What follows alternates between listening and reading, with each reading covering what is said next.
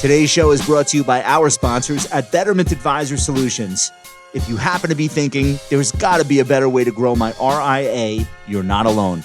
With Betterment Advisor Solutions, we do the heavy lifting so you can focus on what matters most, your clients. From improved service that makes asset transition smoother to fast, paper-free onboarding that delights clients on day one, Betterment has built a digital-first platform designed to streamline your operations and make life easier. Grow your RIA your way with Betterment Advisor Solutions. Learn more at betterment.com/advisors. Investing involves risk. Performance not guaranteed. Welcome back to Live from the Compound. I am your host, Downtown Josh Brown. This summer's Democratic primary for the New York City mayoral race shocked the nation as a candidate who is an unabashed socialist managed to capture the voters from the mainstream of the Democratic Party and win the nomination to run this fall. In New York City, my guest today says we need to look at the results of the last 15, 20, or 30 years worth of monetary policy to try to understand why so many young people and even middle-aged people are willing to listen to an anti-capitalist message from political candidates, particularly in large U.S. cities. My guest today is Garrett Baldwin. Garrett is an economist, financial writer, and mathematician. He has an extended history of financial analysis, journalism, public relations, and consulting experience in hedge funds, private equity, blockchain, housing policy, supply chains, and public equity coverage. His Substack blog, Me and the Money Printer, has become one of my favorite reads this summer, and I'm so excited to be introducing him to you. Garrett, welcome back. How are you, sir? Josh, thanks so much. I say welcome back. Welcome on the show for the first time. Yes, it is the first time. Thank you so much. I'm really excited to be here. It really is a great opportunity to chat with you today, and I know that you're seeing the shock value up in New York. It's quite a time to be alive. That's one way of putting it. Let's start here with the stock market at new all-time record highs and tens of millions of new brokerage accounts having been opened by young people over the last 5 years. You would think people would be celebrating capitalism, but that's not exactly what's going on. Give us your overview of what we need to be thinking about to understand this moment. Yeah, I think that one of the big challenges here, and I think I want to just point out off the bat, like you can't just say, "Hey, Jerome Powell is the reason that Mandami is the going to be mayor," right. But instead you have to really kind of do a little bit of a archaeology of Federal Reserve policy and monetary policy. And if people are anti-Fed, they'll start back in 1913 and they'll start talking about Jekyll Island, or they'll talk about coming off the gold standard in 1971, or the start of quantitative easing in 2008, or what happened post-COVID. I go back to 1993, and I think there were 6 things that happened in 1993 that really lead us to where we are now. And I think the most important one Candlebox. Pardon? Candlebox? No? Candlebox. Yeah. Alice in Chains. Was that a contributing factor? Wu-Tang came out that year. Sorry for stopping your flow. Tell us why 93. Good. Tell us. So 1993, you had the Clinton tax cap, which basically there was a lot of, CEOs were paid in income, and now all of a sudden they're going to be paid in stock and options because of the change in the policy. You had something called Executive Order 12866, which put Al Gore in charge of supply side policy. Bob Rubin joined the Economic Council. We know how that ended. Andrew Cuomo joined HUD. He was obviously heavily involved in what happened with Fannie and Freddie. We had the first passive investing ETF ever with the SPY. But the big one for me is Jackson Hole. Jackson Hole in 1993 is where the Fed really starts pushing the idea of inflation targeting. And what happened in 1993, there were 3 major deflationary events all transpiring at the same time. You had the fall of the Berlin Wall, you had China's ascension into the global markets, and then you had the deflation of the internet. And the Federal Reserve has, through that policy of 2% inflation targeting, helped contribute to the debasement of the dollar by roughly 55% since then, just on that alone. But if you look at what happened from the 1990s, just look at a very simple CPI chart. Since 1998, hospital services are up 200%. That's just from 1998 to 2018. The prices. Prices, right? CPI, the things that matter. Technology goes down in price. The Federal Reserve's job then is to create this inflation And ultimately, what we have seen is a dramatic amount of costs go through real assets. Housing goes up, food goes up, electricity goes up, food and beverage goes up, but the price of a cell phone and a TV, all that stuff goes down.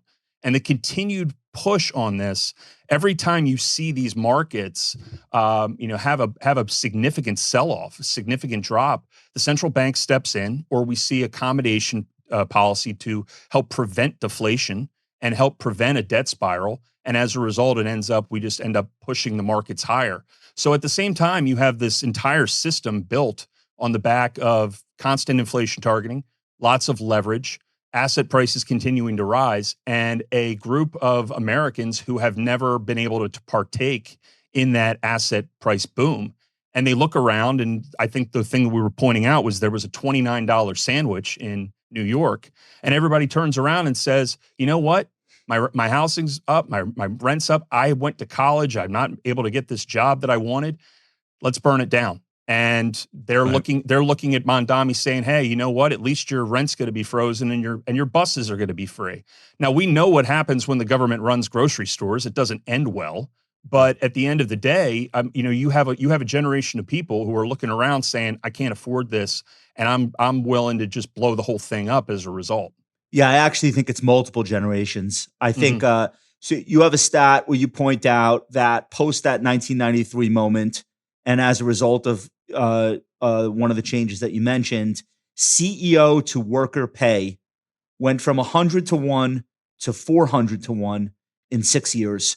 Correct. So that's stock-based compensation, that revolution where the whole economy became about the stock market. You don't mention directly the centricity of 401k as the nation's new retirement scheme and the sunsetting of all of the defined benefit plans and the kind of like the pensions and that kind of fading away and companies switching over. But basically, like sometime in the 90s, we decided the stock market is the future. And I don't think this was deliberate, but the way it turned out is we now have stock market Americans and everyone else. Correct. Stock market Americans work for companies that are publicly traded. They invest all of the money that's not in their house in the stock market. And many of them are being compensated via stock options. And they are living in their own world. They're able to afford things and plan for the future and not worry about retirement as much. And if you're not a stock market American, you're looking around and it's what the fuck? Right. How much does this cost? Right. Like, how am I supposed to live? And again, I don't think that was the exclusionary part of that was deliberate, but it's also undeniable. And I think that's really like a summation of where all of this has gotten us. And for some people, it's great. Yep. Myself, my clients, probably yourself. And for a lot of people, it reminds me of the Pink Floyd song. I think it's Time. Yes. No one told you when to run. You've missed the starting gun. I think if you went back in time and told people in 1995, dude, fund the 401k or find a company to work for that offers one, you could have saved a lot of people a lot of difficulty. I think it goes back to some other elements of this. I mean, look, you can talk about Treasury policy as well, and I've written about that extensively and like the impact of T-bills and how that's led to more leverage in the financial markets. And basically, like, we now live in an environment, Josh, where we're having these like one big significant event a year in the financial system, like a significant one, not just COVID, but the gilt crisis. You had the Archegos event. You had what happened with Silicon Valley Bank. You then had, the Nikkei move last year, which for some reason we don't even talk about that, which is crazy. Just the Nikkei falls the furthest since 1987, and we don't even mention it. That was a year ago, like today. Yeah. And the funny thing about this is every time that you see these flare-ups in the bond market, what happens? Two things are occurring at the same time every time. First, you have this accommodation that is, I don't want to use the word bailout, but the accommodation that comes, it might not be quantitative easing, but it's leading to quantitative easing outcomes. Like the bank lending support was not QE, but aimed to achieve the outcomes of what QE does. And the efforts on the which is what stifle stability. Stability and reintroduce stability. But stability, the outcome is the rich getting richer. Yes, because there's an article that I wrote called the 1% pattern, and it basically is just about how the market will sell off, and then you have this period where there's no buying, the market pops, we get up to like the 20-day moving average, and then funds sell right back into that, and then we get this big move down that happened April 7th, and people start talking about the Great Depression on April 7th. Well, 2 days later, we get a policy accommodation, and there's always a policy accommodation, and what does that accompany?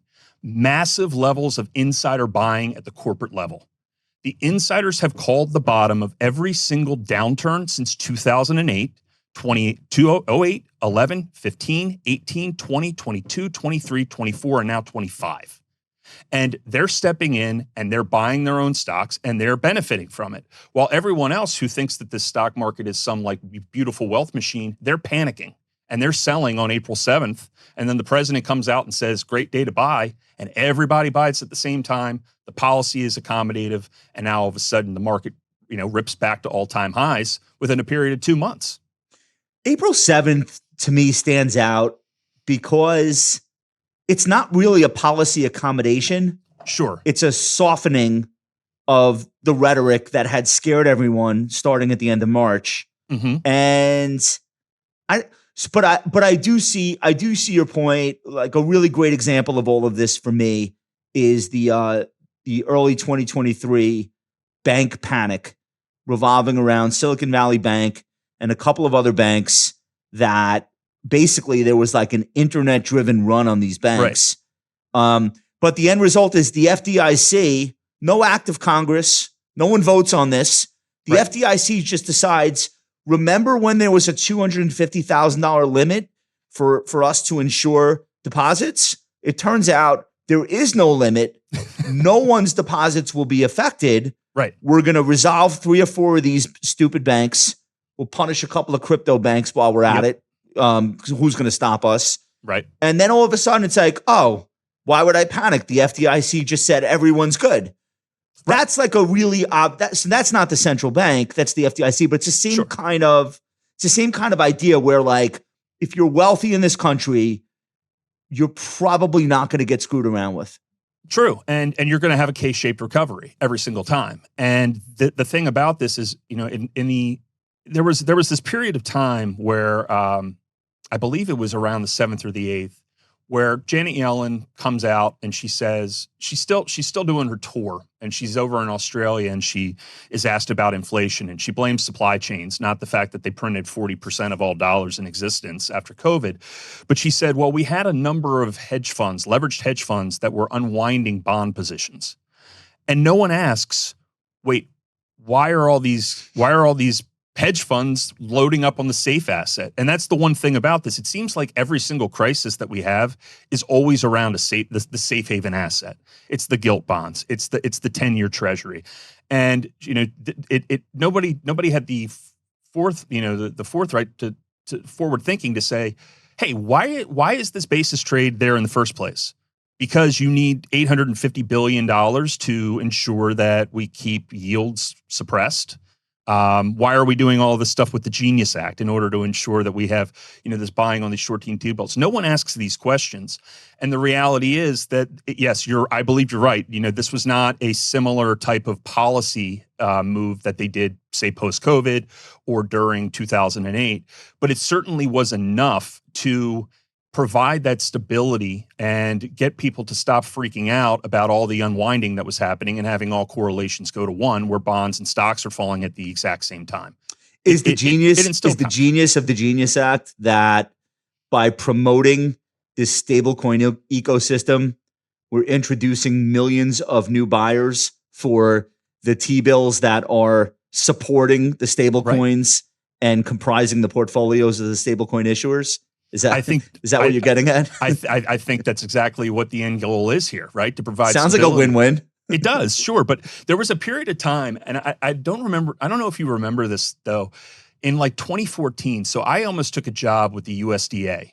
And I went and I talked to them about it. And you know that like the most serious insider buying scandal is, involving involving the shades in the USDA, and people were giving out price signals ahead of it. And they're very sensitive. I don't even know about that one. Oh, it's a wild story. Basically, like at some point in the 20s or 30s, before the farm prices would come out, people were like moving the curtains up and down. In fact, and legit, and like the USDA they're still like panicked about it. And I didn't want to take the job because one, I couldn't talk about markets anymore because I was going to be focusing on farm prices. But the other side of it was I said, well, what's my retirement? What kind of stocks can I own? And they said none. They said you basically have to invest in 30-year T-bills or 30-year treasury bonds. And there was a period of time where like the United States government, Obama wanted to create something called like the MyRA, where basically like they were going to create retirement accounts for everybody, but it was only in like long-term U.S. Treasury debt. Absurd. So it's crazy, right? But the point of that is that like they're constantly looking for ways to ensure that there is ample demand for the currency or for our debt, and they're getting more and more exotic with it each time. And Genius Act does that. The basis trade is a method to, ensure that there's persistent demand at a time that China and other foreign countries are diversifying away from U.S. debt. Garrett, is it a conspiracy or is it just the system doing what's best to prolong the system?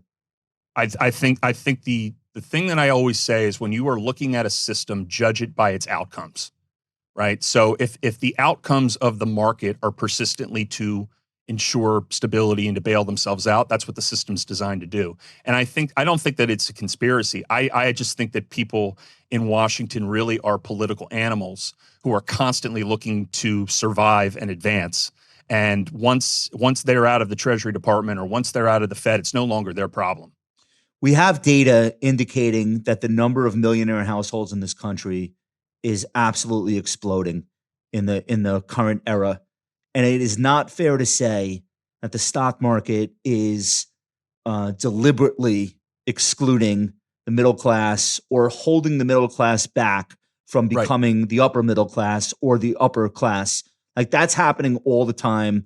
We just saw last week a situation where Figma, which is a software startup, former software startup, now a software giant. This is a company that had a deal on the table to be acquired by Adobe for $20 billion. The UK regulators, antitrust regulators said no. Adobe was forced to pay $1 billion breakup fee. And now 3 years later, Figma comes public, triples on its opening day. It's worth $71 billion. I was on the New York Stock Exchange when it opened on Thursday, and I was surrounded by what looked like thousands of Figma employees, all of whom I'm guessing were very generously compensated with shares in Figma pre-IPO. Right. I watched thousands of millionaires being created in real time 3 days ago. It's so hard for me. And now I understand it's only thousands of people, not millions, but it's hard for me to square these two ideas. Like young people have never thought of the economy as being less affordable. Right. But meanwhile, you've got armies of young people at thousands of companies who are compensated in stock and their net worths, at least on paper, are rapidly advancing. So like, what is the tension between those two ideas? Or is it just different groups of people and they don't necessarily have to overlap? I mean, I think it's just different groups of people, and you go back to the fact that they're all college educated, I guess. The people that again, are on the floor of the exchange. Yeah, but like college education is a unique thing as well, right? Because the colleges cost of tuition went up 180% between 98 and 2018. I did a piece for Modern Trader a couple of years ago where I was analyzing return on investment of colleges. And there's something called free op, and they basically go through like all of any university, any of the degrees that you want to see. You could see your return on investment. Who does very well? Engineers, economists, people who studied like journalism at cerent universities. The people who don't do well, right? Yeah. Business degrees, but the people who don't do well, gender studies, acting, drama. I went to college in Chicago. Isn't that intuitive? Right, sure, but I don't think that these things are even explained to people early on, right? So you can create a sense of being bitter about it. If you go to a university and you pay $500,000 and the return on investment of your university is negative 500,000 and you're in this level of debt, yes, you can make the argument that you did this to yourself, but the reality is the United States government won't let an 18-year-old have a beer, but they'll give them $250,000, no questions asked, to go study at a university. And now they're on the other side of this. And that's a serious issue that has not been addressed at the university level, and certainly won't because of the incentives that are tied to it. And again, I think it really comes down to who you know, how you get into some of these places. There's one person down the street's making $1 million and the other person's barely, above water. And, maybe there's 10 people who are barely above water and can't pay their rent. Well, guess what? Those 10 people have 10 more votes than that person making $1 million. And that's how you end up in the situation, I believe, like you are in New York, where you're seeing this in the boroughs. So walk me through this. If in fact Mamdani wins, which I don't have any edge on that. Sure. First, he won't be the only socialist mayor of a major New York City, of a major U.S. city. This is something that you see repeating itself all over the country. Talk a little bit about some of the other examples of this. Yeah, I mean, look, it happened in L.A. with Karen Bass. She's a has praised Castro in her lifetime. You have the mayor in Chicago, and Chicago's a downright mess. Fiscally, I think that city's relying on a bailout at some point, and they continually will demonize. It's funny, I used to work and live in Chicago for a number of years. They wanted to go and create a tax just on every single transaction at SIBO and CME. Like basically to the point that the tax was more than the actual spread was. And they just said, you know what, screw you. We're going to go to Kansas City. We're going to go to Miami. We don't need this. Go to the cloud.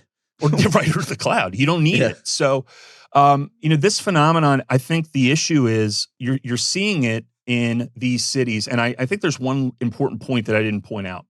You can go back to this concept of the Cantillon effect, right? So whenever new capital is created, it always benefits those who are nearest to it. Well, when capital is created, where does it go? It goes to our financial centers. It goes to New York. It goes to Chicago. It goes to these places where that money is going to be introduced into the system, and the benefits go to the shadow banks, to the hedge funds, to the private equity groups, to JP Morgan, all of these institutions. And what does that money end up doing? It goes into real assets. It drives up the price of real estate. It drives up, costs of everything else. And everyone else who is in that ecosystem is now looking around going, why the hell did this sandwich just get to $29? Yeah. And I'm not sitting here advocating for socialism. I'm the furthest from that in the world. But I think it's important to take a step back and try to assess and understand the mindset of a person who would follow that type of political. Let's try to do that. Right. This is not the mayoral election. This is the Democratic primary, which is a subset of the very small subset of the people who will actually go to the polls to vote for the mayor. So even if you think directionally, it's like, we don't really elect a lot of Republican anything in New York City, obviously. Right. Sure. So he's sort of in pole position, just given like the popularity of Mayor Adams right now, or I should say the unpopularity of Mayor Adams right now. And Cuomo may or may not run again as an independent. We don't know exactly what's going to take place. I think it'll be wild. No matter what. But here we have somebody who's got 16,000 historical tweets, many of which are saying things like defund the police, which he doesn't say anymore, are talking about freezing prices, controlling rents, starting municipal supermarkets, which is kind of like a throwback to one of Moscow and Soviet Russia. Can I just say one thing about that? Because look, the one thing I will say, if you have friends who are from Europe, or you have anyone who comes to the United States for the very first time, take them to a grocery store and watch their eyes. My friend from Switzerland just came over and he said, we went to a Wegmans. He's like, I've never seen anything like this. There's just the abundance of food. It's one of the things that people who come here for the first time in the United States notice right away. And the ballet of a supermarket is unlike anything. You walk through a supermarket, all the boxes are taken care of. You have all these reps who go around who are taking care of their little space, and it's a very slim margin business. And it's a 1% business. Right. So then, all right, well, let me tell you, I mean, I've spent enough time in Buenos Aires to have, been in an environment where the government is heavily involved in the food. Yeah. It's not good. There's shortages of everything. And I have a very hard time believing that, you're going to have you're going to have that type of ballet. It's just going to be, it's unfortunate. And, it'll be great for the first 6 weeks as all of these programs are. And then all of a sudden it will have decay because there won't be any profit incentive whatsoever to improve it. To play devil's advocate, what's Sure. I'm not playing devil's advocate. This is my Sure. actual opinion. Who gives a shit? Right. Let them open Right. some lower cost, lower price supermarkets in areas that the people living there need them, quote unquote, Yep. need them, and let's see what happens. Why is it Yeah.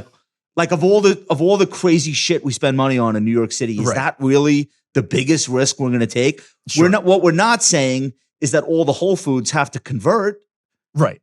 We're saying, Right. I think they said there are 16 neighborhoods that are screaming out for affordable food. Right. Fuck it, do it. I don't care. Do it. Sure. But there has to be a mechanism in place to make it to make it sustainable. I think that's the key thing. Like, no doubt about it. I mean, you have food deserts all around the country, and I live north of Baltimore, and people rely on like the Dollar General for food. That's a problem. But at the end of the day, like it's not going to be.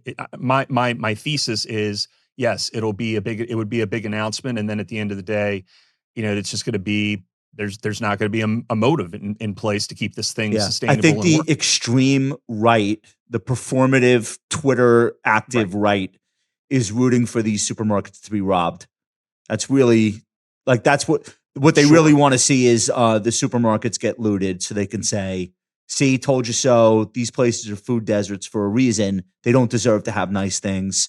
Taxpayer supportive. All right, so that's some ugliness that I just wanted to get out of the way. No. I firmly agree with you. I mean, you can see that already. I'm just viewing it from the perspective of the sustainability of the concept. So, no, you're right. Okay. It's wild that the same city that contains Wall Street could also contain so many people who think the best thing that could happen is for all of that money and financial activity to be driven to Florida. When people pull the lever for somebody espousing the policies that Mamdani espouses, what are they thinking? They can't actually believe that we should abolish all of this financial activity that has made New York City, in many respects, not all respects, the envy of the world. They can't actually think that that's going to make things more affordable, Sure, or give them cheaper apartments or a better quality of life. Can they actually? Is it not drive it out, but just tax it enough that it stays, but that there's more money to distribute? Like, what do you think is going through these people's minds? I honestly think that at the end of the day, it's an ugly world in terms of how things have shifted, and I don't think it's just financial. And I'm not saying that all Mamdani supporters think this way, but you've seen the rise of like the cheering of what happened with United Healthcare, and now most recently, the murder in New York, Blackstone, where people are legitimately saying like, well, this is a company that exploits people in housing and things along those lines.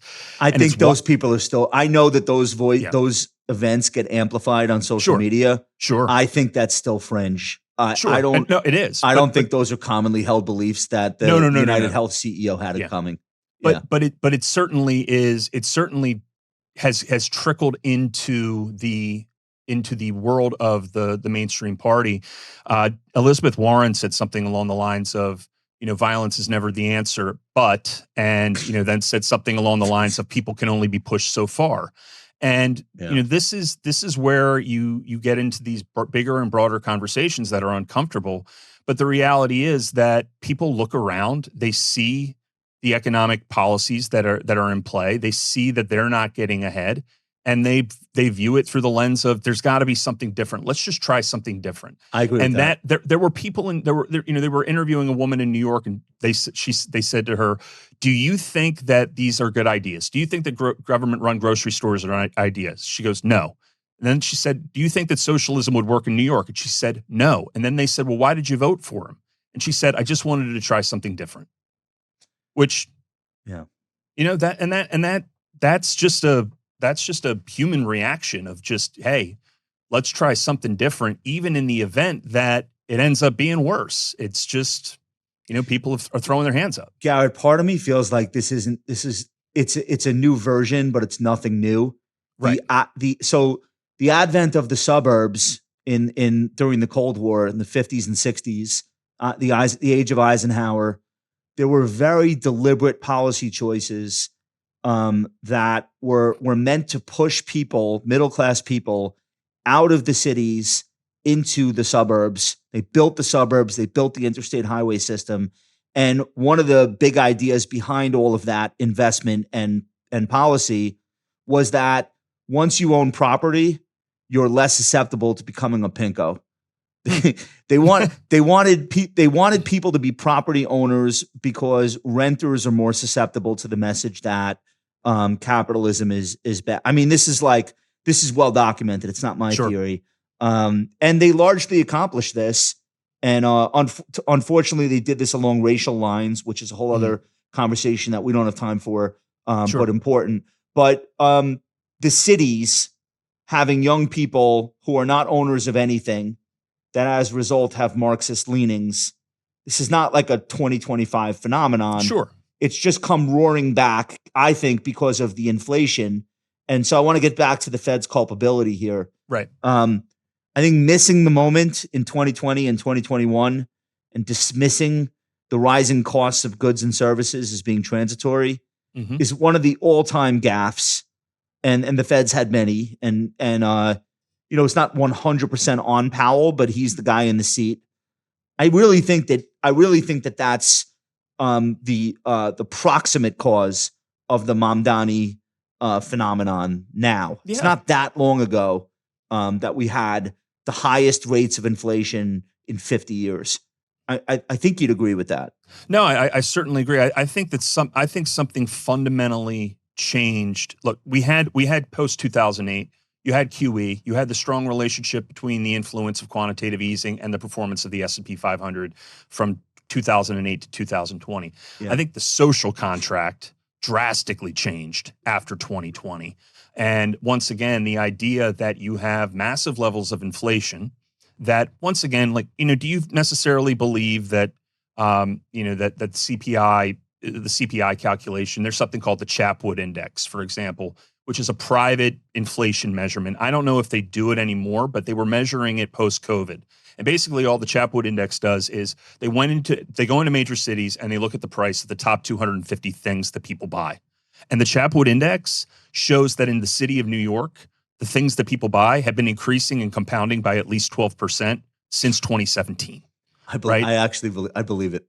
Right. So this is exactly the point, is that you hear people saying, hey, inflation's not as bad as it is, or it's the result of supply chains, or it's, whatever the excuse is. There is no ownership for what the Fed does. And the other thing that I think is really critical, there was a survey done. Only 6% of Americans actually understand what the Fed's job is. They actually understands the dual mandate. And then I would say that there's probably an even smaller percentage that would include you and I that know that the Fed is also responsible for providing a backstop to global markets with liquidity swaps and things along those lines to ensure the stability of the US dollar internationally. So people don't know what the underlying thing is. They don't understand monetary policy because monetary policy is, one, boring, and two, complicated. And as a result of that, they're going to look around and they're going to blame their neighbor. They're going to blame somebody else, or they're going to listen to somebody say, hey, this is corporate greed. It's only corporate greed.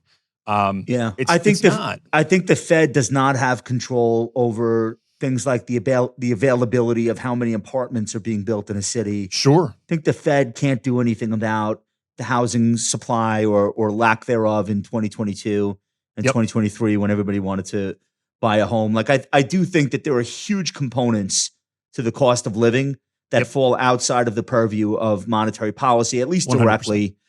So there's one dimension of that I think we should at least mention.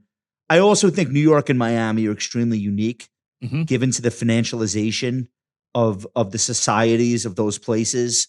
And when you put overnight interest rates at 5.5%, you actually introduce a new wealth effect into these upper, let's say the top 20% of households. Right. Now their cash is earning them more cash. Right. So now they have cash bound that the cash they're holding in the bank or in money market funds in a brokerage account. It's like a geyser spitting out more cash, and that's the risk off portion. Correct. Let alone what their stock portfolios are doing. And the middle class owns houses and cars. That's where their wealth is concentrated. The upper class owns the stock market and has a lot of cash. So so higher rates from the Fed actually were counterproductive in Miami, in New York. You're worried about the cost of you're worried about housing affordability. You're giving people who have millions of dollars in cash millions more dollars. 100%. So I don't even know if higher rates or the Fed being more aggressive is actually the answer to these price increases in the cost of living. Two things to your point. One, there was a study that was done, I believe, by Freddie Mac, maybe it was Fannie, and it was a couple of years ago. There are 25,000 regulatory bodies in the United States that oversee the zoning of housing. So municipal, local, state, county, federal, all the way up, 25,000. So there's your first issue. Secondly, I completely agree with you. There are things outside the Fed's control. And I've talked about Executive Order 1280-866, which basically Al Gore got put in charge of anything that was significant in the United States. You have to run through this lens of like whether or not it was environmentally viable. And then when Obama got into it, then became about like, is this roadway or is this new big refinery, this big project, is it equitable? Like it kind of got a little silly. But then you have, the elements like passive investing. How many stocks, how many ETFs is Tesla in? Like 500? And that provides a floor of support for a lot of these equities. So price discovery has long been out the window for me since at least 2008, but definitely post 2020. And if we look at this kind of broader environment, it goes back to the fact that a lot of capital has been pushed into the financial system over the last 15 years, and there is a direct relationship between the amount of quantitative support and easing that the Fed has done and the assets of the top 1%, or the intentional policy-driven quelling of volatility. Correct. It's just correct. It's just, yeah. So we're right. So here we are at 22 times earnings on the S&P 500. Every sell-off is a V-shaped recovery, an opportunity for the rich to get richer and insiders to capitalize on the fears of lesser aware people, and do that over the course of 15 years, and you end up where we are.